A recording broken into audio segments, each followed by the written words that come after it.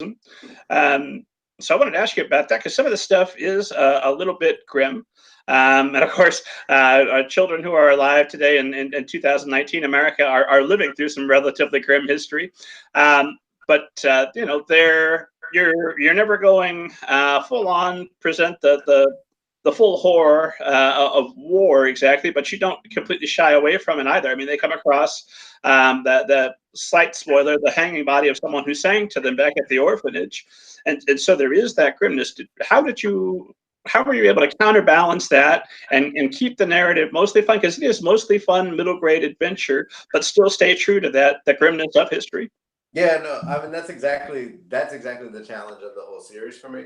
And I think the only answer is like I think every writer writing about anything with any degree of heaviness is always trying to find that balance. And for every writer, it's going to be different, which is good. I mean, I think what we need in the world, and particularly in literature, is to have lots of different stories that deal with the difficult truths in different ways, And so I think we need those stories that are just about that heaviness and that and oppression and survival.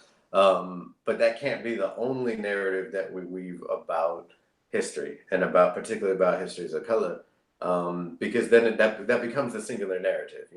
On the other hand, I don't think we can ignore it. I don't think we can just tell these stories that pretend everything is great and everyone was happy and we all got along and America is just one big happy family with no problems, because that's a lie. That's not true. And one thing that literature can never do is lie to you. But it has been for many, many years and many generations, weaving that false narrative. So for me, it was about finding a balance sort of between those two things, which isn't to say that like, oh, take a little bit of both sides.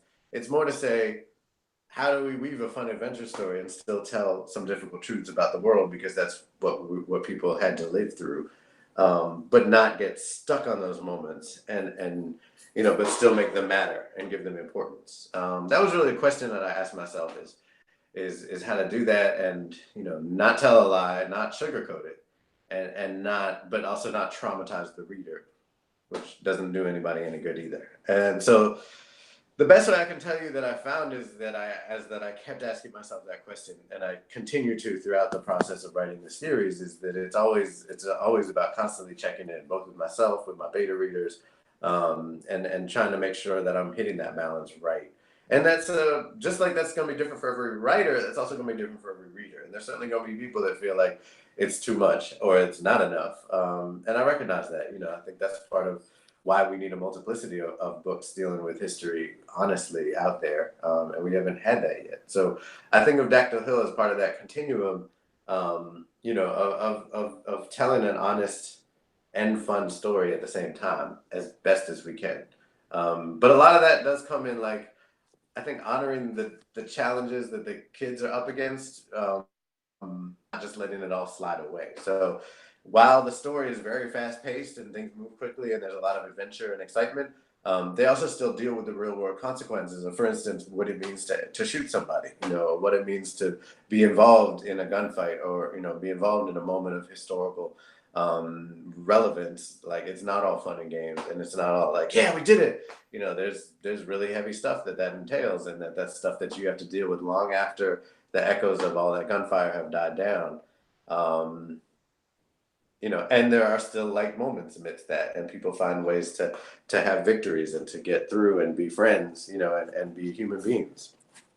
It's such a wonderful scene. I never want to spoil for the uninitiated, but when a character shoots another character that really kind of has it coming, but then it's not just the end of the chapter and then we move on like, bad guys get killed, that's the end. There really is that trauma that carries through and creates a real character. No question there, just praise for the novel. Thank you. I appreciate that. Let's talk about world building, because right away something that struck me is, okay, well, the premise is there are still dinosaurs in the world, and you move all the way to the Civil War. So did you, when you were planning the story, did you have to go back and think about all the things that would have been impacted by dinosaurs, how that would change the world? How much time did you spend on that? Or was it a concern since you knew you had a tightly focused narrative within this? Yeah, I kept it pretty tight. It really only comes into play, actually it comes into play, interestingly, in the third book, when there's a character who lived through the Battle of New Orleans, of the War of 1812, which, interestingly enough, did not happen in New Orleans and did not happen in 1812. But there you have it. That's how weird history is, right? But anyway, so that was, back a while before the action of the events. And so I just looked at it as sort of a fun assignment to consider how different world events might have been impacted by dinosaurs. But I didn't want to go too deep into the rabbit hole of like how different would, all these major events have gone. The assumption of the book, of the series, and of the world building is essentially that everything has stayed pretty much the same, but there's dinosaurs. Otherwise, it would just go. It could go in way too many different directions. And I really needed the world. Don't you start fussing. Sorry. I really needed the world to kind of be very recognizable besides the dinosaurs aspect. Otherwise, okay, I got this pop up here now. Here we go. Our guest star. Hello, puppy. She needed some shine.